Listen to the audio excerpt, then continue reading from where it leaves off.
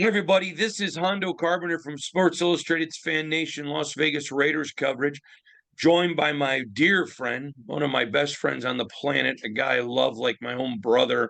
He's also a fellow colleague, the editor and publisher of thespun.com, the great Matt Halatic. Matt, how are you today, bud? Hondo, I'm doing great. Always great to chop it up with you about some NFL all-season stuff. Yeah, a lot of good stuff to talk about. We're going to have this, and then I'm going to get in and head up to the combine, but we're going to talk about quarterbacks today. I broke the story last week that that Aaron Rodgers was not the plan. Now, that doesn't mean he's fully out of the picture, but the Raiders aren't waiting for him. They're not standing with bated breath. If we don't even know at this point of this recording if the Packers are going to make him available, I think they will for the right. But if their price is outlandish or he won't rework a contract, there's so many ifs there. He's just simply not the plan. So if I put it maybe at a 5%, but it's a low 5%. We're going to talk about rookies today, and then we're going to talk about one move that I think if the Raiders are dead set on, that I think would be the best move. So let's talk about rookies.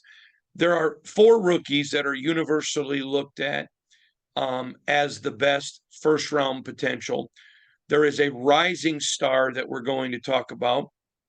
And then again, we're going to mention a possibility of another veteran that the Raiders could look at. So let's start with Bryce Young. Now, Matt, you've known me for nearly a decade. I believe that you would say this publicly that my sources are extremely good. Would you agree with that? I would, no doubt. Okay. So you know the teams that I've talked to, and you're not gonna betray me. That's why I tell you. And I think you'd agree there's a pretty good mix of teams in that loop. Is that accurate? Correct. So this is going to be the synopsis of what I've heard from them. Every one of them loves Bryce Young, but of them, the majority don't have a first round grade on him. And here's why: because he's a tremendous quarterback with all the skills, but they're greatly concerned about what his durability is going to be like in the NFL because of his size. One GM told me, he goes, you can take a risk now with the new system because you're not investing $100 million in a quarterback when you first pick them. He said, so he goes, we don't really have a first round grade on him, but the grade is because of things he can't control. Everything else he does good. So he goes, even though we don't have a first round grade, because you can move away from a first round quarterback with much easier than you could in the past. He said, we have him clearly as number one. And if we needed a quarterback, we would take him. But every one of them had concerns. And the only concerns, no character issues. Uh, One guy said the best vision, not even close. But there's concern about durability and size. What do you think about Bryce Young? I kind of have to echo all of that. I think when you look at it, I think has shown his pocket presence is excellent. His ability, he can make all the throws. He's a terrific athlete in terms of, buying extra time or making plays with his legs. He can do all those things. I think in terms of what you're looking for in a quarterback, skill set wise, he probably has the best package out of anybody in this draft class, at least coming into the NFL.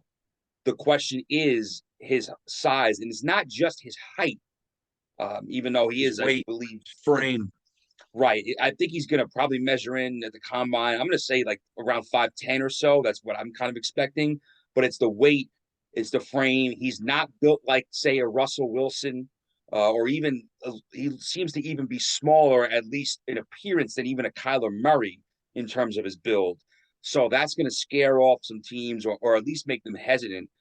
I think that if a team moves up to the number one pick, and as of the time of this recording, the latest that you're hearing from some of the ESPN guys like Adam Schefter, Jeremy Fowler, is that the Bears are considering moving out of the number one pick. They're going to stick with Justin Fields. If that's what comes to fruition, somebody's trading up to take a quarterback number one. You only trade up to number one if you're taking a quarterback.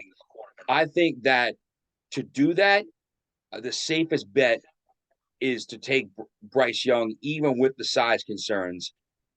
It will be interesting to see if a team trades up to one to take a really big swing at another prospect, though. But we can get into that later on in the podcast. Yeah, I agree with you. And I had one team who's perennially in the playoffs and who doesn't need a quarterback say to me that even though we have concerns that where his size would keep him out of the first round, if we needed one, we'd take him. But they said it's not just Drew Brees. Drew Brees is lightning in a bottle, this person said. And for him to be the next Drew Brees, he actually has better skills than Drew had coming into the draft. But even though Drew's a small guy, Drew is a little bit bigger frame wise than Bryce. And I just found that was fascinating. Next, we move on to a guy that I think this is going to surprise a lot of people. CJ Stroud at Ohio State. A lot of people saw what he did against Georgia, and they're like, man, this guy is a home run. I like CJ. I've actually met him. I like him. But I was surprised every NFL team had concerns with something that you didn't get to see a lot at Ohio State. In that Georgia game, you saw him play exceptionally, but there was a lot of tremendous coaching by Ryan Day, of Ohio State head coach, to keep him from not being in pressure. And every team I talked to mentioned to me he had a QB rating in the 70s when throwing under pressure. And they said, in this league, it's not the Big Ten. They went back and talked about, look at the Michigan game where Harbaugh's game plan was get pressure on him. They were able to beat him. And then you turn around and because of how they work things with Georgia, you saw that they were able to give him some more time and some more space. Every one of the teams liked his character. They liked his ability to throw the ball, but there were great concerns with him under pressure, him getting outside of the pocket, and some questions there. Again, all of them said he'll get drafted because of the new system in the first round, but all of them said there was enough questions that unless they needed a guy, they wouldn't take him in the first round because of those. Your thoughts on Stroud? The CJ Stroud, and I can't remember if we touched on this a little bit last week in the podcast or if we spoke off the air about it. The CJ Stroud that we saw in that college football playoff against Georgia was good enough to be the number one overall pick, in my opinion. Yes. Everybody agrees with you. He made plays off schedule. He was able to evade rushers and buy time. He made throws on the run. He did things that you were like, wow, like you didn't always see from him during the regular season. In some cases, partially because in some of the Big Ten games, they just dominated, so they didn't need him to do a lot of those things. And then in other cases, when they played some better competition, he struggled in some of those areas, like you're mentioning. So I feel like the concerns are there with him in terms of what we saw against Georgia. How is that possible that he can kind of bottle it up and do it consistently? Or is that more of a not necessarily a one-time thing, but something that's a little bit more infrequent, or is that more the exception than the norm? And I think that that's what teams are going to have to answer when they project him and when they look at him going forward. Every person I talked to said, listen, you put on Georgia, there's no doubt who the big dog in this race is. But the problem is he had a lot of other games where it wasn't the case. And one guy said it best. Do you invest millions of dollars on one guy based on one game? And I thought it was a brilliant analysis. It's certainly go to a guy that a lot of people, when they in the NFL, when you talk to, like is Will Levis from Kentucky. Now, here's a guy, a little bit older, did a lot of things, but he wasn't on the greatest of teams, didn't have the greatest of talent around him, but he still was able to do a ton.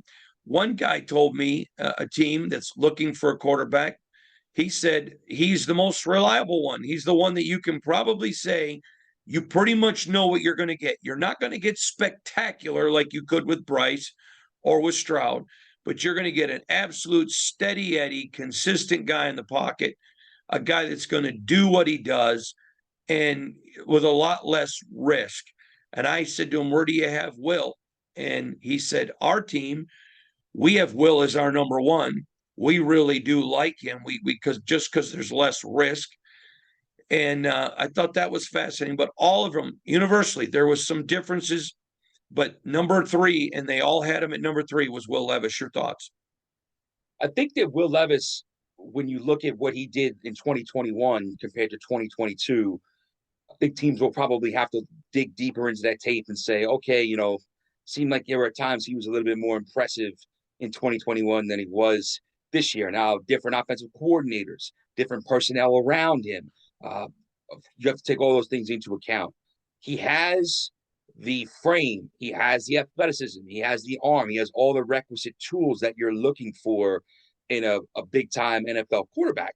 It's just a matter of some of the issues that he's had in terms of accuracy. Is he inaccurate because he's inaccurate, or is he inaccurate because of a mechanical thing or some type of thing that's fixable that he can work on?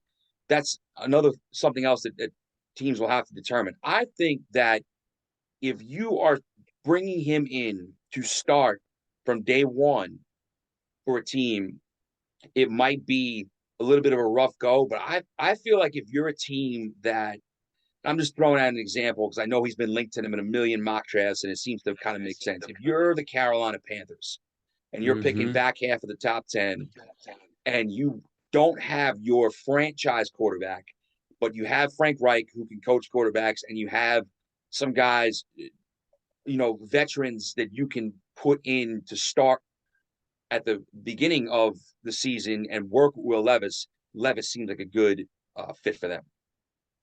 Yeah, all of them said he's a guy that you're going to bring in, and if you start him as a rookie, that you're going to have a defense around him to be able to do some things, and you're not going to have to ask him to do a lot. That's why I thought that was fascinating.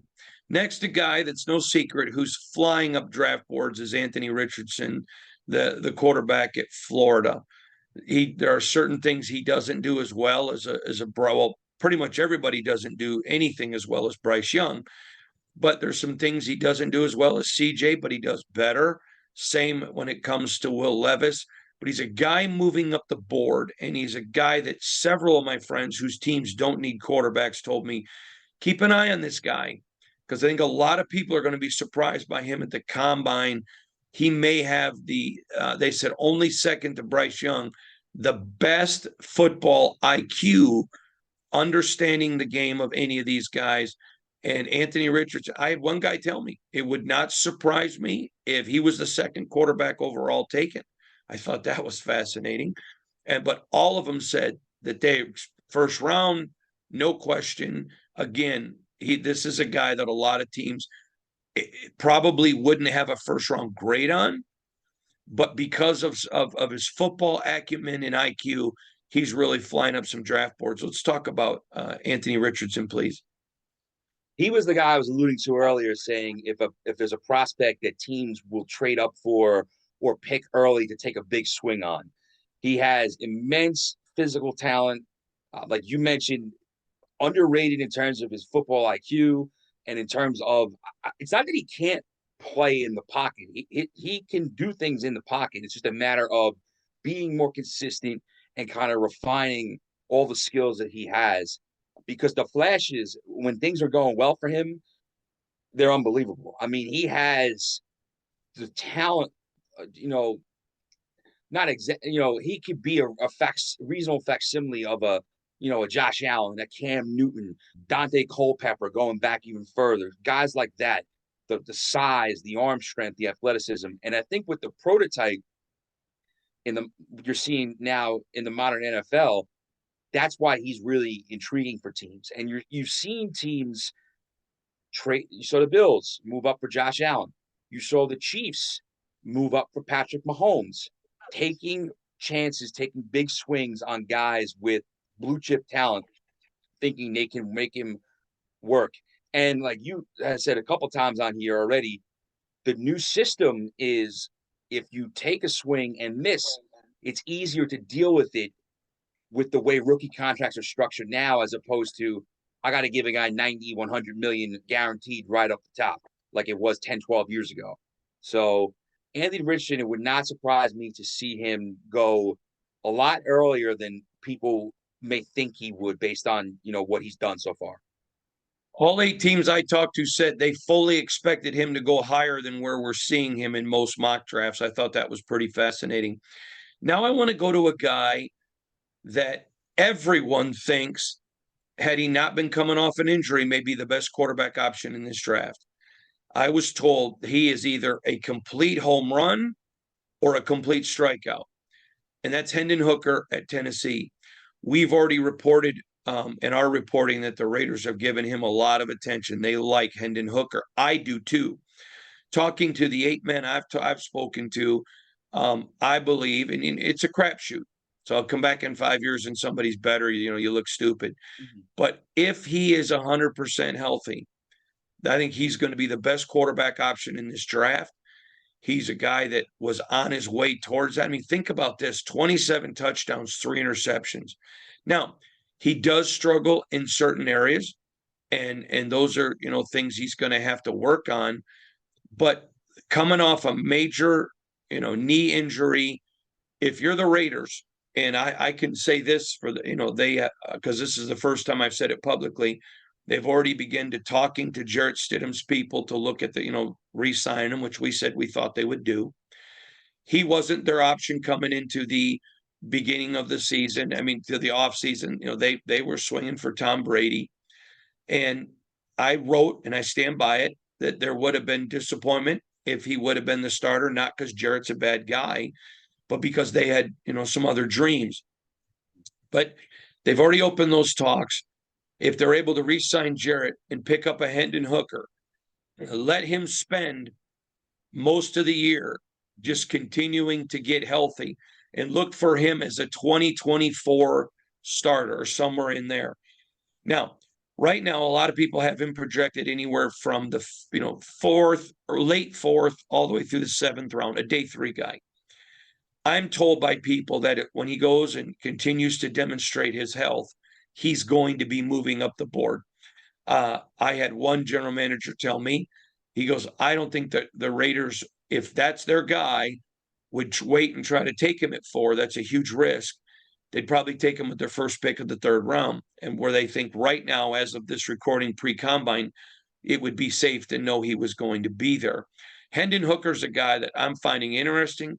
The more tape I watch of him, I like him a lot. The more scouts I talk to, the more executives, the more people around the league. Hendon Hooker, that's a guy right now, I'm going to tell you, that I've got my eye on personally. If I'm the Raiders, I get Jarrett, start the year with him, bring Hendon along slower, and this is a guy. Now, to do that would mean that they've talked to Mark Davis. Right. And Mark Davis is on board and understands the plan, because they're not going to have the same 23 season as they did in 22 and then be back. But if they're able to sell them on it, show them where the team's improved in other areas, sell Devontae Adams on having a Hendon Hooker, then I think you're in a different position, and I think that lends to stability of the Raiders. Your thoughts on that scenario? Hendon Hooker is a guy that intrigues me. I think if you're a team that has a quarterback right now, but you're not sure necessarily about their viability as your franchise guy moving forward, then I think Hendon Hooker makes a lot of sense either in day 2 or early day 3. Concerns are obviously the injury, coming off the knee injury, a little bit older because he's been around the college game for a while, started Virginia Tech, then went to Tennessee.